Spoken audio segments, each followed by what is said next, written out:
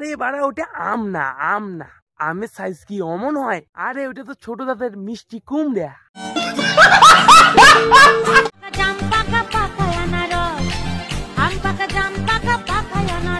আরে বাড়া ওটা আম হোক বা জাম হোক বা আনারসে হোক, পাখি গলি গেছি। তোমরা বুঝিয়ে দিবে লাগছেন না, বুঝিয়ে দিলে তো আর মানে খরিদ্দার আশেপাশে আসবে না, না এর জন্য তোমরা বুঝিয়ে দিবে লাগছেন না।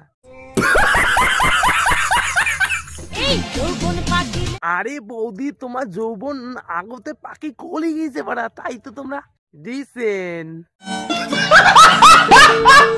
আর তোমার যৌবন এলা তো মানে গলি হ্যাঁ নেড়ভাড়া হয়ে গেছে বাড়া, নেড়ভাড়া বাড়া।